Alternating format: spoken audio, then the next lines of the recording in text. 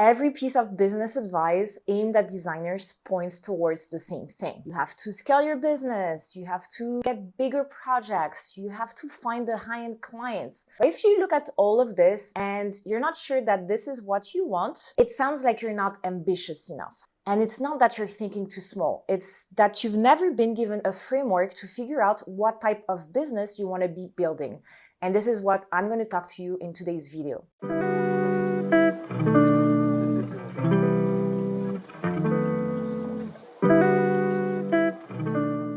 I'm going to walk you through 4 questions that will act like a design brief. And when you have honest answers to all 4, you can easily reverse engineer what your studio actually needs in terms of offer, in terms of clients, in terms of pricing, all of it. So let's get straight into it. Question number 1, how many hours do you realistically want to be working? And I'm not asking you to tell me what you think you should be working.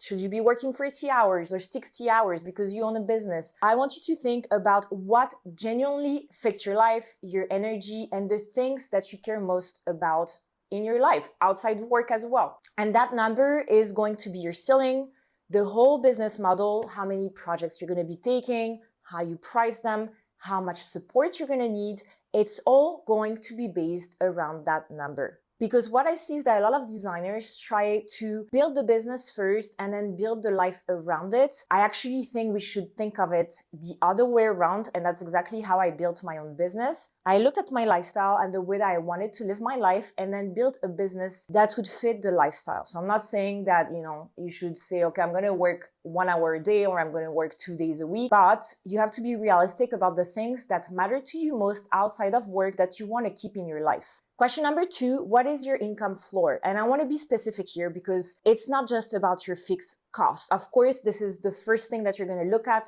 All your expenses that are fixed. So it could be around, your rent, your phone, your computer, the softwares that you use for work.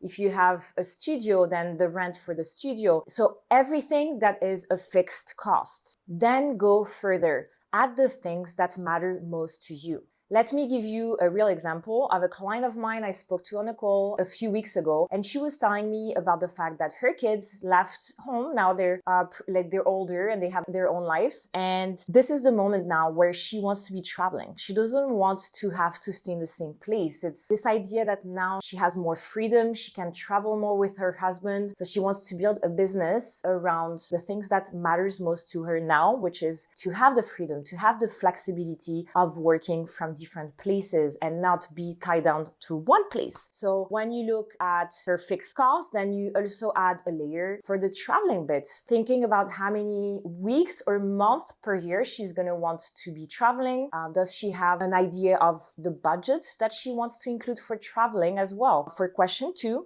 figuring out your income floor to do the things that matter most to you without feeling the financial stress of it. Because the reality is that we want to be building a business that is going to allow us to do the things that we find fun, the things that lit us up on the weekend. All right, quick pause here. If you haven't figured out where your time and energy is leaking in your business, I'm going to add to the description my free design business audit. That's going to help you do just that. It takes around 15 minutes and it's an exercise that is going to help you with the questions in this video as well. Back to the video. Question number 3, what does your week need to protect? This is where you're going to get specific about your non-negotiable. For the designer I mentioned, it was the freedom to travel, not to be locked in a structure that is not going to allow her to do what she wants to do most, which is to travel. And it was the same thing for me, actually. For someone else, it could be to be available for school pickups or not work on Fridays because it's the day that you want to take care of yourself. Before the weekend with your kids, you want to have a day to yourself. The kids are in school. You want to, get a massage, go to the gym, go for a long walk, go for a little hike, read a book, whatever it is. What are the non-negotiables that you want to include in your weekly life or your lifestyle. For me, it would be my gym routine. It's very important that I get some exercise and some movement in every day. So this goes in my calendar. First thing, I don't think about it. This is the first thing that goes into my calendar, and everything else is built around it. So it's the type of non-negotiable in your life that you need to think about at this point. Question number 4, what type of work energizes you? I don't want you to think about what feels most successful, what's going to bring you the most money. I want you to think about the type of work that you truly enjoy. And equally, like, what drains you? For the client I mentioned, the idea of success, and I mean, that's why I'm doing this whole video, is because she felt that every coach she worked with before me was telling her that she needed to get bigger projects, that she needed to get the high-end clients. This type of project actually stressed her out. It was not the idea of work that she wanted to be doing. It felt like too much pressure. And that's what we looked at on our call. We looked at the type of work that energizes her, that makes her happy, that makes her feel like she's helping the client, and it gives her the flexibility and the freedom that she wants. A specific type of project could be paying you really well, but it could be stressing you out, and it's, maybe a long commute, too much pressure, too much back and forth with contractors. Maybe for some of you, construction is not something you want to be working on. And I have clients who are doing really well, but they decided early on that they don't want to deal with construction. So mostly they do e-design or they do consultations, designer for the day, but they don't do full build projects. And it's completely fine as long as you feel happy about the type of clients you're working with and the type of projects you're taking on. When I look at all 4 questions, this is exactly what I thought about when I built my business.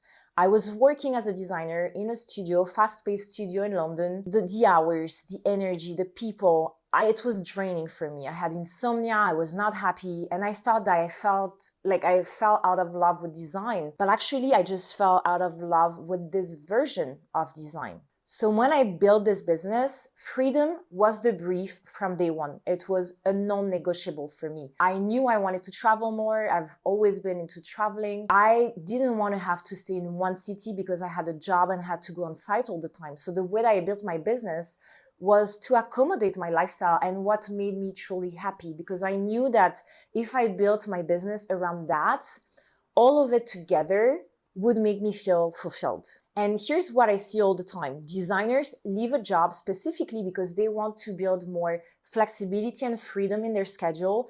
But a couple of years in, the exact same things happen that happened in their previous job. They feel so much pressure, they work too much, they don't feel fulfilled, they feel stressed, they don't sleep. And it's probably because you never stop to think about the type of business that you wanted. What is your goal with it? What is your goal with your life? How do you want to grow the business? You just go through the motion of being reactive to everything that happens on a daily basis without stopping to try to lead your business as a business owner, trying to think the direction you're going in. So you're just going through the motion. But if you look at your business, does this match what you wanted when you left your corporate job, or are you really far from what you thought it was going to be for you?